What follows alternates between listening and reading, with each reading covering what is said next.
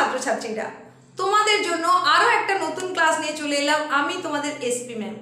আজকের ক্লাসের বিষয়বস্তু কি সেটা তোমরা থাম্বনেল দেখে নিশ্চয়ই বুঝে গেছো।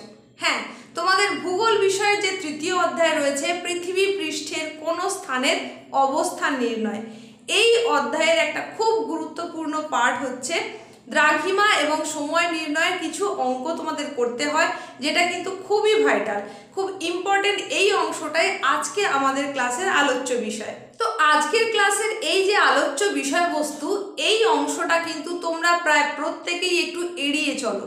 হয় ঠিক করে বুঝতে পারো না, বা ক্লাসে যখন বোঝানো হয় ঠিক করে মনোযোগ সহকারে না শোনার কারণে তোমরা এই জায়গাটা বুঝে উঠতে পারো না। এই জায়গাটা কিন্তু ভেরি ইম্পর্টেন্ট এবং এখান থেকে প্রায় সময় প্রশ্ন থাকেই। মানে এই জায়গা থেকে দু রকমের সাধারণত প্রশ্ন হয়। একটা তোমাকে দ্রাঘিমা নির্ণয় করতে বলতে পারে, আবার কিছু গাণিতিক সমস্যা থাকে যেখানে সময় নির্ণয় করতে হয়। তো তৃতীয় অধ্যায়ের এই পোর্শনটা তোমাদের প্রায় অনেকের কাছেই কিন্তু একটু খটোমটো লাগে, যার কারণে তোমরা এখানটা ঠিক বুঝে উঠতে পারো না, বা বুঝে উঠতে পারো না বলেই তোমাদের কাছে এটা একটুখানি কঠিন হয়ে যায়। যাতে তোমরা এই অধ্যায়টা সম্পর্কে একটা সঠিক ধারণা পাও এবং এই বিষয়গুলো কিভাবে করতে হয়, দ্রাঘিমা নির্ণয় করতে বললে তোমাকে কিভাবে করতে হবে, বা সময় নির্ণয় করতে বললে কিভাবে করতে হবে, সেটাই কিন্তু আজকের এই ক্লাসে যতটা সহজ করে বলা সম্ভব তোমাদের জন্য বলার চেষ্টা করব।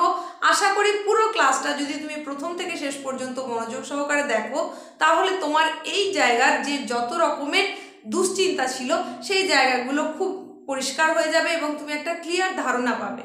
আর যখনই তোমার কনসেপ্ট ক্লিয়ার হয়ে যাবে, তখনই বিষয়বস্তুটা তোমার কাছে সহজ হয়ে যাবে, খুব সহজেই তুমি অঙ্কগুলো করে নিতে পারবে। চলো তাহলে আর একটু দেরি না করে আমরা ক্লাসের মধ্যে প্রবেশ করি এবং পুরো বিষয়বস্তুটা সম্পর্কে একটা সঠিক ধারণা পেয়ে যাই।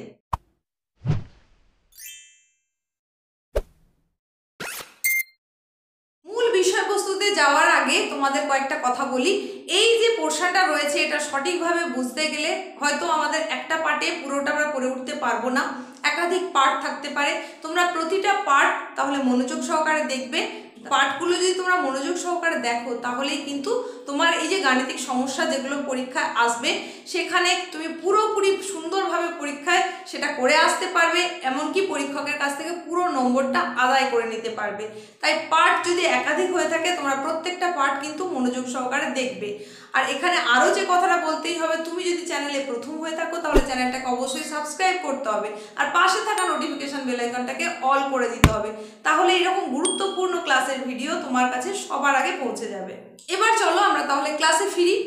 দ্রাঘিমা এবং সময় নির্ণয়ের যে অঙ্কগুলো তোমাদের আসে, সেখানে বেশ কিছু কথা তোমাদেরকে আগে জানতে হবে এবং সেই কথাগুলো মনে রাখতে হবে। সেই ইম্পর্টেন্ট কতগুলো কথা যদি তুমি মাথায় রাখতে পারো, তাহলেই কিন্তু এই অঙ্কটা তোমার কাছে একেবারে সহজ সরল হয়ে যাবে, খুব সহজেই তুমি অঙ্কটা করতে পারবে। কি সেই কথা, সেগুলোই এখন তোমাদের বলবো।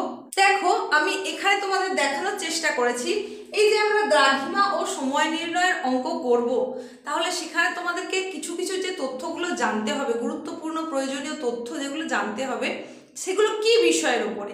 যেহেতু অঙ্কটা আমাদের করতে হবে দ্রাঘিমা নির্ণয়ের অঙ্ক আর সময় নির্ণয়ের অঙ্ক, তাই দ্রাঘিমা বিষয়ক কিছু কথা তোমাদের জানতে হবে, আর সময় বিষয়ের উপরেও কিছু কথা কিন্তু তোমাদের জানতে হবে।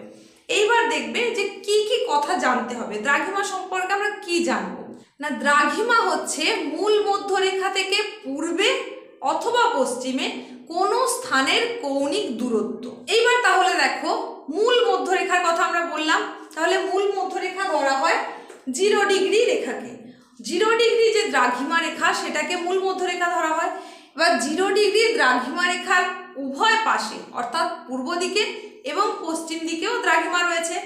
0 ডিগ্রির পূর্ব দিকে যে দ্রাঘিমাগুলো রয়েছে তাকে বলা হচ্ছে পূর্ব দ্রাঘিমা, আর 0 ডিগ্রির পশ্চিমে যে দ্রাঘিমাগুলো রয়েছে তাকে বলা হচ্ছে পশ্চিম দ্রাঘিমা। এই জায়গায় তোমাদের যে কথাটা মনে রাখতে হবে সেটা হচ্ছে, এই যে মূল মধ্যরেখা বা 0 ডিগ্রি দ্রাঘিমা রেখা, যেখান থেকে কিনা পূর্ব দ্রাঘিমা এবং পশ্চিম দ্রাঘিমার কথা আমরা বললাম, সেই পূর্ব দিকের সময় কি হয়, এগিয়ে থাকে। তাহলে আবার বলছি, 0 ডিগ্রি দ্রাঘিমা রেখা বা মূল মধ্যরেখা থেকে, অর্থাৎ এটাকে লন্ডনের গ্রিনিচ ধরা হয়।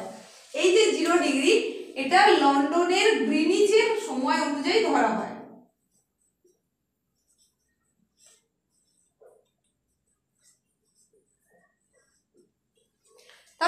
লন্ডনের গ্রিনিচ এখান থেকে পূর্ব দিকে যত যাওয়া যাবে, পূর্ব দিকের দ্রাঘিমাগুলোতে কি হবে, সময় ক্রমাগত এগিয়ে যাবে বা বেড়ে যাবে।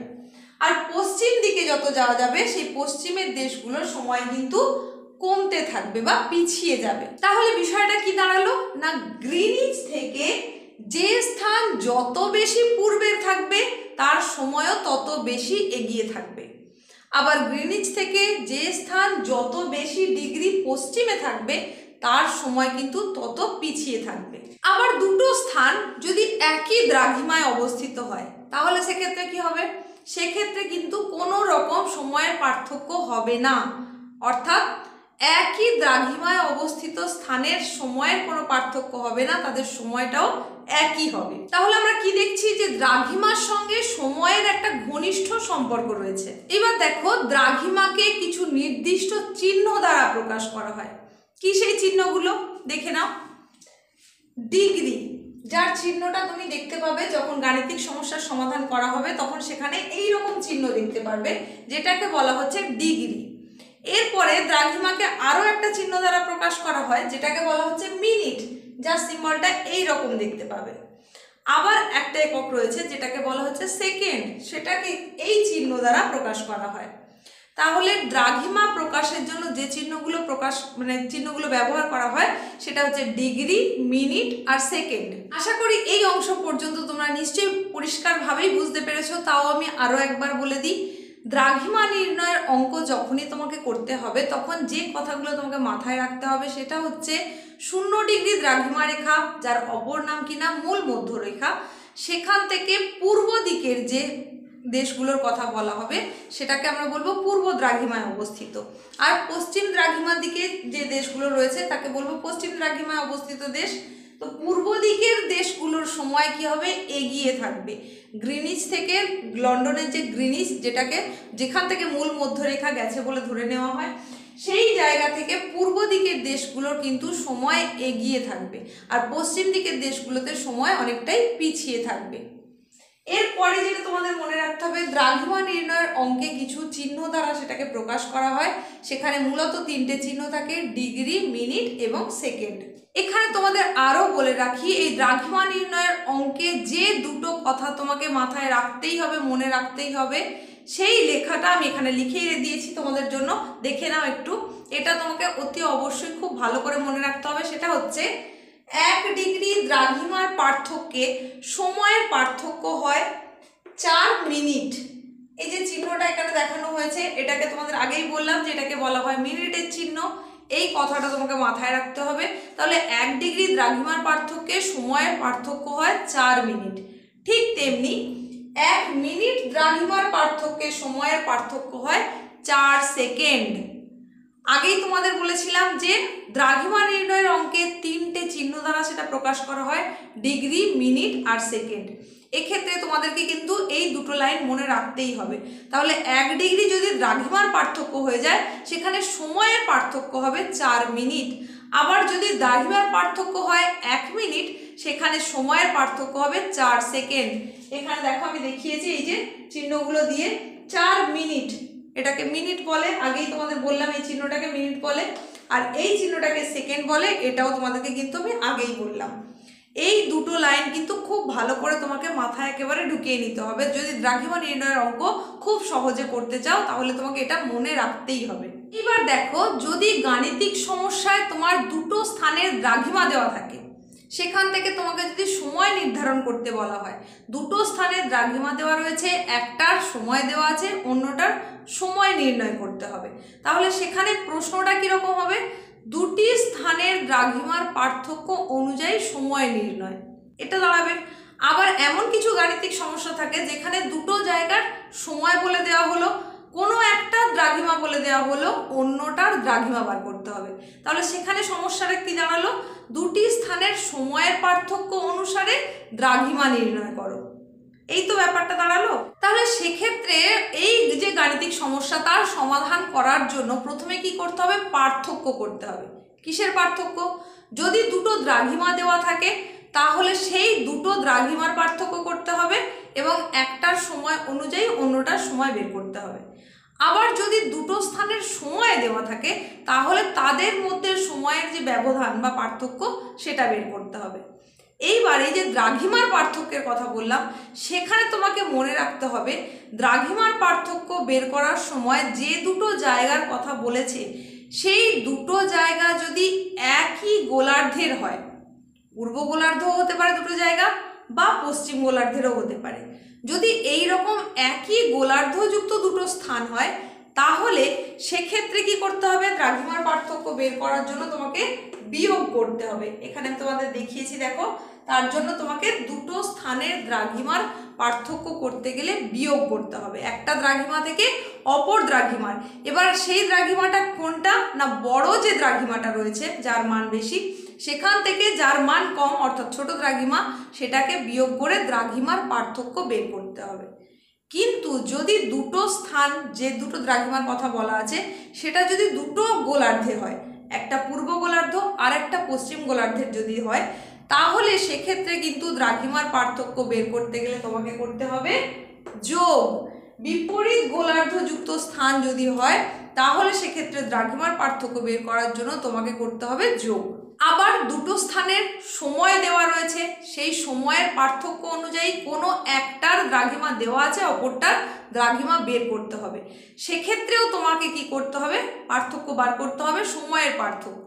তাহলে যার সময় এগিয়ে আছে সেখান থেকে যার সময় পিছিয়ে আছে সেটাকে বিয়োগ দিতে হবে, তারপরে অর্থাৎ ব্যবধান বা পার্থক্যটা বার করতে হবে, তারপর সেখানে দ্রাঘিমা যার দেওয়া আছে সেই অনুযায়ী অন্যটার দ্রাঘিমা বের করতে হবে।